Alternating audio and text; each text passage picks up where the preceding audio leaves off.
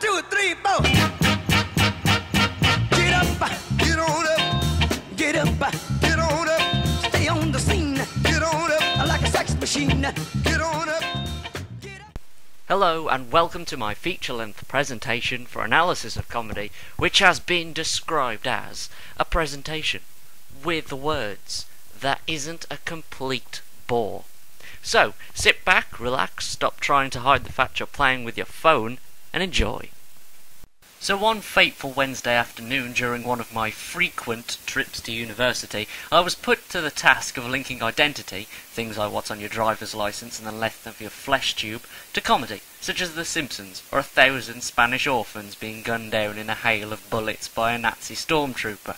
After spending many days putting off this task, I finally cracked and decided that this needs to be done before I waste another brain cell watching the Ricky Lake show, discovering whether a lesbian really is a lesbian if the women they tend to like have to go through rigorous medical testing to prove they're not men. So I thought, where is the best place to start?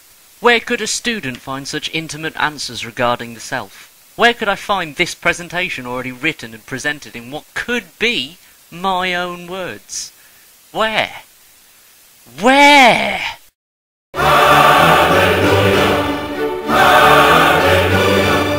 I started off by tackling the self bit of this pesky presentation, and like anyone faced with Google, I decided to put my name in and pillage whatever came back.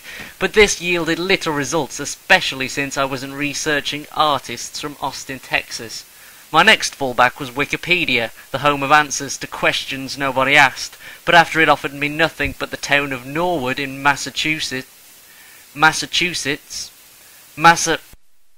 in this state here, which quite interestingly is the home of the Church of Norwood, I decided that Wikipedia isn't the best place to source out information on identity, especially since Wikipedia is quite obviously a mix of wicked and paedophiles are not wicked, they're awesome.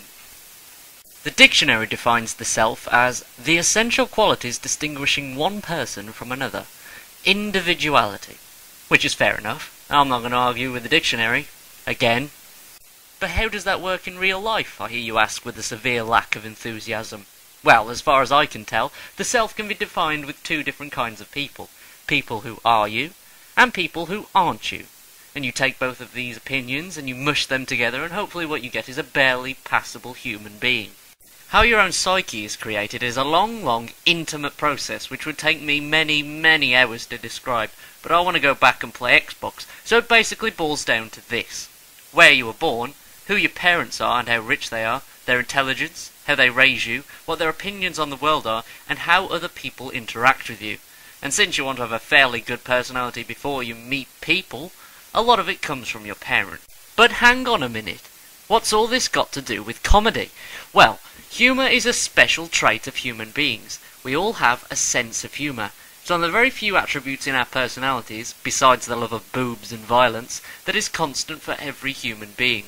Not that everybody finds the same things funny, and what is considered funny spans everything from simple wordplay to fucking hilarious, in my opinion. But why do we find certain things funny and other things not so funny? It's all down to relativity. Generally, if you're watching a comedy and can relate with the characters or the situation that they're in, you'll be able to derive humour from it. But also because you empathise and relate with the people in sitcoms and other comedies, it's funny to see how these people react to anything but ordinary situations. But relation to a character can be something you want as well, rather than something you are already. We all like gangster films because we all like to think that we could walk into a bank and just by sheer brilliance can make all the men fetch the money and all the women fall to their knees and swoon with vigour. Our beliefs make up a large part of our identity as well. The things we fight for, what we have passion for, our opinions on everything from global politics to Britain's Got Talent. Not that I don't watch it. And as a form of communication, comedy allows us to express our opinions, and often with great success. As it turns out, humans quite like laughter. Opinions expressed in a comedic form are often agreed with if they find it funny. It's also a good way to educate people on current events. Shows like Mock the Week that involve current affairs make learning about current affairs a more enjoyable process, thanks to the wonder of satire. One of the best examples of comedy that deals with identity is stand-up comedy. Most modern mainstream stand-up deals with things that they expect their audience to be able to relate to. In other words, someone else complaining about the same shit you yelled at the TV the night before, or something you found yourself doing and for some reason this person seems to have found themselves doing it too. But in a more serious light, stand-up comedy is a crucial insight into somebody else's micro-world and how they project their personality to the audience. If I can go into psychologist mode for a moment, we find that a person's relationship with comedy is often created through the often spirit-breaking adventure that is school. While in school we develop a group identity based around how people react to you. What you are within a group can quickly be defined as how your group would identify you, be it the funny one or the one with the crazy eyes. And people within a group situation often play up to their own identity.